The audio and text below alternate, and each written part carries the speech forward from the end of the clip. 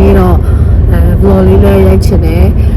နေရာမင်းခုတည်းရဲ့နေရာလေးတစ်ခုလည်းသွားချင်တယ်ဆိုတော့အခုချင်းမိုင်မှာပေါ့နော်ချင်းမိုင်မှာဒီနေ့ပိတ်ရက်ဆိုတော့မဲဒီယာဆိုတဲ့ရေတခွန်တော့ပါမယ်အဲ့ရေတခွန်ကဒီ time blogger တွေကြားထဲမှာတော့အရင် viral ဖြစ်တယ်အဲ့မှာညသွားအိတ်ကြတယ် camping သွားကြရပေါ့နော်ဒါကတော့အခုညတော့မအိတ်တော့ပေါ့နော်အခု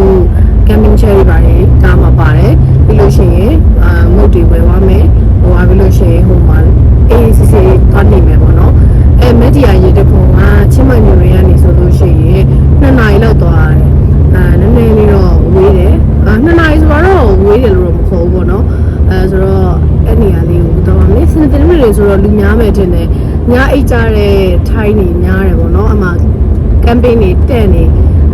ဟိုဖြစ်ပြီးတော့လို့ရတယ်ဒီနေ့အလေးတဲလေးအလှပြင်ထားတယ်ဟိုလှပြင်ထားရပေါ့နော်ဘာလို့ဆိုတော့တပုတ်နေပိုင်းလေးရိုက်မယ် vlog ရိုက်တာလည်းကြာပြီပေါ့နော်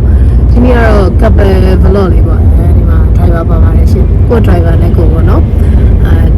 တပုတ်နေရိုက်မယ်ပြီးရိုက်မယ်အဲ့တော့ဒီချင်းမမျိုးရဲ့နေပြီးတော့မဲဒီယာရေတခုံကိုဘယ်လိုသွားလဲဆိုတာကိုတော့ဒါရဲ့ vlog လေးတွေကိုအဆုံးထိကြည့်ပြကြပါသွားတာနည်းနည်းတော့နောက်ကျနေပြီနေရာထားနောက်ကျလို့ပေါ့နော်ခု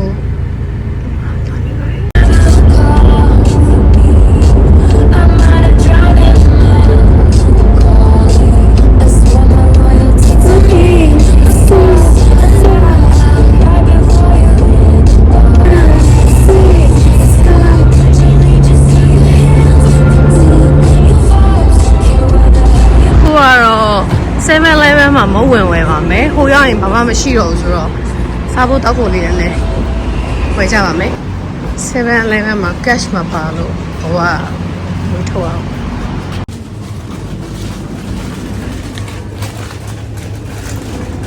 ဆိုတော့မုတ်တော့ရပြီဆက်သွားမယ်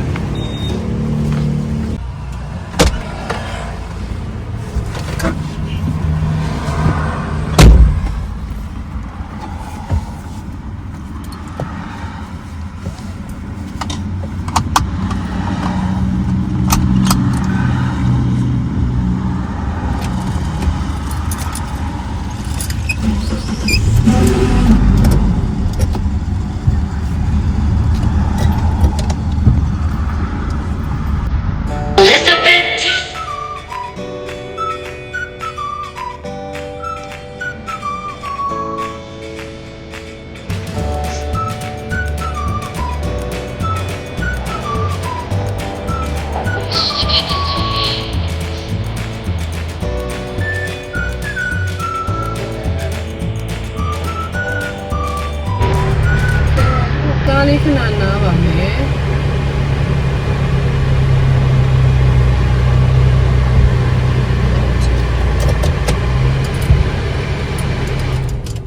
ခုခဏနားပါမယ်ဆိုတော့မောင်းလာလဲနဲ့ညောင်းဝါကြီး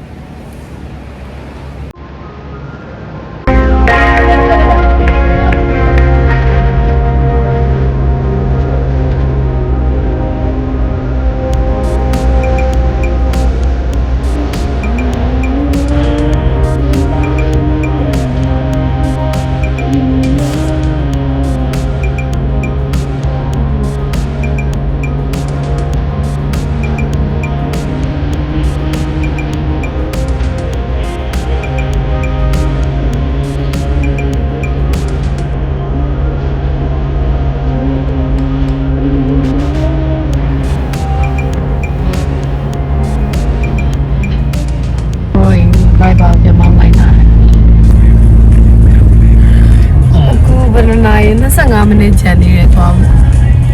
25 မိနစ်ကျန်မှနေတယ်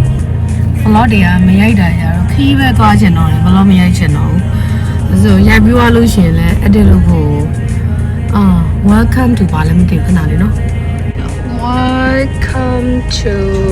ချုံတုံနဲ့မြို့လည်းတော့မသိချင်းမိုင်တော့မဟုတ်တော့ဘူးပေါ့နော်ချုံတုံခီးရသွားတယ်အမြဲတမ်းသွားတယ်ထောက်လျှောက်သွားတယ်vlog တွေကမရိုက်ဖြစ်ဘူး blogger တော့ blogger ပဲ blog ရမှာပြင်းတဲ့ blogger ဖြစ်နေရပေါ့နော်ခီးပဲသွားချင်တော့တယ်ဘာမှ post တွေလည်းမတင်ချင်တော့ဘူးတက်တွေကြီးလာတာမသိဘူးအဲ့တော့ vlog လေးပါလေးရိုက်မယ်ဆိုပြီးတော့ဒီနေ့တီးတန့်ကိုထွက်လာတာပေါ့နော်တနေ့ကနေလည်းဖြစ်ပြီးတော့ခုလမ်းတော့မှတော့ပြင်းနေပြီလဲခွေးလဲတွေတော့ရောက်လာပြီဘယ်ဆက်ရောက်မလဲတော့မသိဘူးမိုက်တယ်အားရှိမှတော့ကိုကားလေးကအန်တိတ်ကားလေးဆိုတော့တောင်မြင့်တက်လို့သူကတောင်တော့မတက်ရဘူးအဆင်ပြေတယ်ဒီလိုမျိုးလမ်းလေးဖြစ်သွားတယ်ခုံတက်လေးနည်းနည်းလေးပဲရှိတယ်ဟိုးရှိမှနီပေါ်ရောက်သွားပါပြီချင်းမှနေပြီးတော့ဘောဒါစတူပါis ဆိုတော့လုံးဝ road trip bike လေးတော့ရတယ်စားတော့လေးတော့ယူတာပေါ့နော်သူကလမ်းတော့လူနည်းနည်းလေးပြတ်တယ်ဒီကွန်တက်ကလေးနည်းနည်းရှိတယ်ပေါ့နော်ဟိုလိုမျိုးတစ်စစ်ချိုးအတက်ကြီးတော့မရှိဘူးလိုပဲတက်သွားတာလေးပေါ့နော်နောက်ထပ်3မိနစ်နောက်ထပ်3မိနစ်နေရောက်ပါပြီ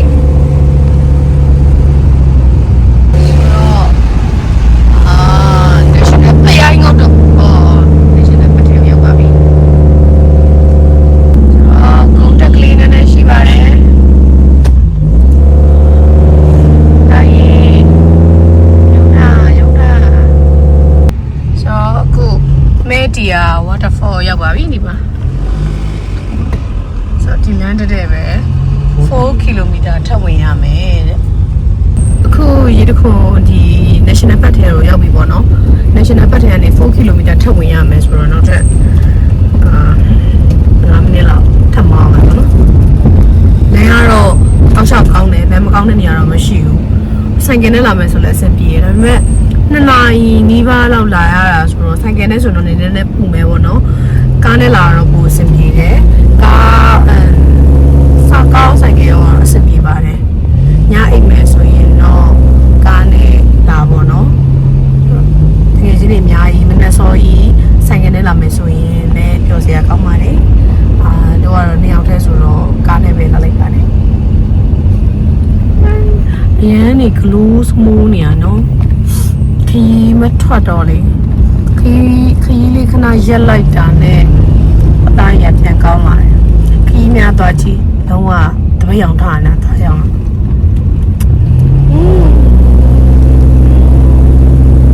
ရောက်ပါပြီဒီမှာဝင်ကြီးလက်မှတ်ဝယ်ရမယ်ပေါ့နော်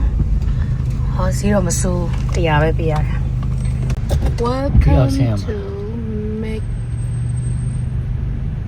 Welcome to Metiha လို့ခေါ်လား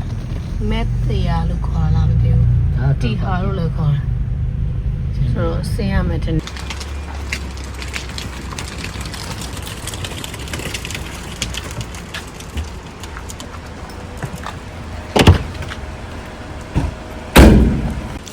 အခု camping chair ယူပြီးတော့ဒီကနေလမ်းလျှောက်ပါမယ် So let's goခုကတော့ဒီတော့ဒီမှာ camping chair နဲ့မုတ်တွေယူပြီးတော့တော့ပါမယ်နည်းလေးအလေးတဲလေးလမ်းလျှောက်ပြီးတက်ရမယ်ပေါ့နော်ဆိုတော့ဒီလမ်းလေးကိုတော့တက်ရမယ်ကဲ a little bit hiking ညာကြီးပဲ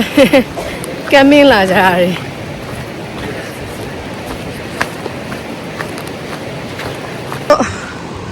ကိုကားက4 week ဆိုရင်တော့လမ်းတက်လို့ရတယ်ပေါ့နော်4 week မဟုတ်ရင်တော့ကားနာလိုက်မယ်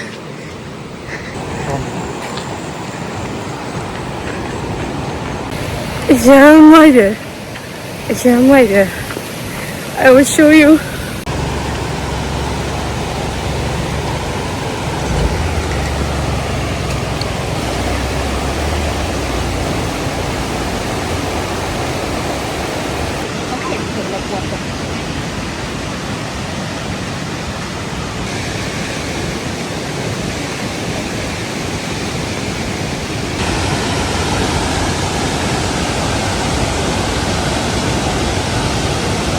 တော့ရဲ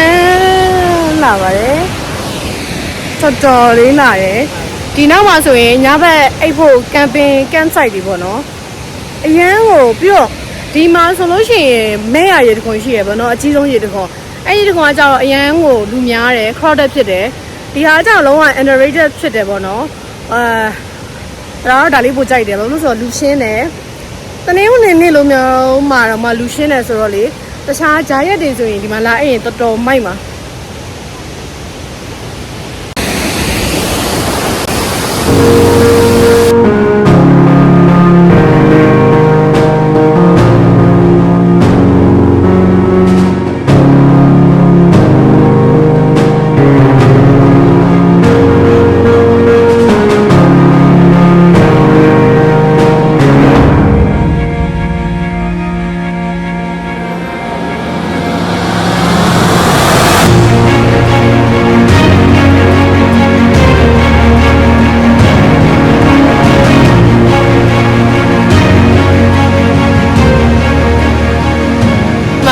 ညလာအိမ်လဲမိုက်တယ်